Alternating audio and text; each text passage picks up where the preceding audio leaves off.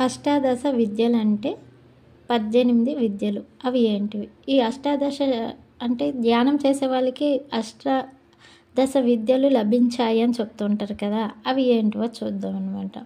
First one శిక్ష, నిరుక్తం, ఋగ్వేదం, అథర్వణ వేదం, ధర్మశాస్త్రం, ధనుర్వేదం, కల్పం, జ్యోతిష్యం, యజుర్వేదం, మీమాంసం, పురాణం, గాంధర్వ వేదం, వ్యాకరణం, ఛందస్సు, సామవేదం, న్యాయశాస్త్రం, ఆయుర్వేదం, అర్థశాస్త్రం.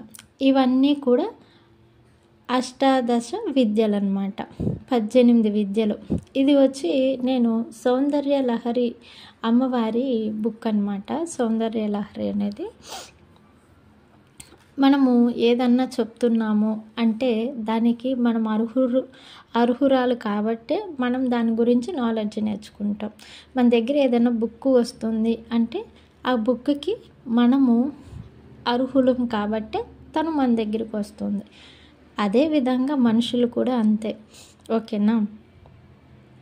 మన లైఫ్లో ఎవరుంటే మనం బాగుంటామో వాళ్ళని ఆ భగవంతుడు ఎప్పుడు పంపుతుంటారు. కానీ మనం అవి యాక్సెప్ట్ చేయమన్నమాట. ఓకేనా? ఎవ్వరు దేనికి ఫీల్ అవ్వకూడదు.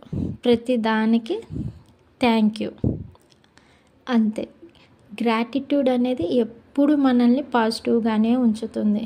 ఏ ఒక్కరికి నరదృష్టి కానీ ఇంకోటి కానీ ఉండదు. ఎందుకు? ఎప్పుడు మనం గ్రాటిట్యూడ్లోనే ఉంటాం. లోపల హ్యాపీగానే ఉంటుంటాం. ఎందుకు? ప్రతి చిన్నదానికి కూడా థ్యాంక్ యూ చెప్పుకుంటూ ఉంటున్నాం కదా. సో అలాంటప్పుడు మనం నెగిటివిటీ సైడ్ ఎలా వెళ్ళగలం? అలాంటప్పుడు మనకి దిష్టి ఎలా తగులుతుంది? ఈ కాలంలో నరదృష్టికి రాళ్ళు కూడా పగులుతాయని చెప్తుంటారు కదా. సో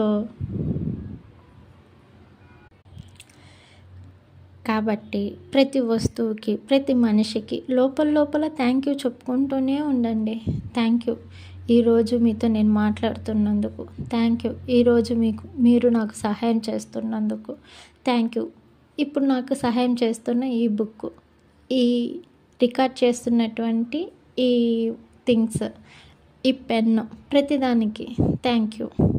ప్రతిదానికి థ్యాంక్ యూ అని చెప్తుంటే మనం ఎక్కడి నుంచండి ఇంకా నెగిటివిటీ వేసుకుంటాం? ఇంకెందుకని మనకి దిష్టి తగులుతాయి, జరగకూడని సంఘటనలు జరుగుతాయి. సో నేను చెప్పేది ఏంటంటే ప్రతి ఒక్కరూ కూడా థ్యాంక్ యూనెస్తో, గ్రాటిట్యూడ్తో ఫుల్గా నిండిపోవాలి. ఎర్లీ మార్నింగ్ లేచిందే దేవుడా నాకు ఈరోజు ఇచ్చినందుకు థ్యాంక్ యూ.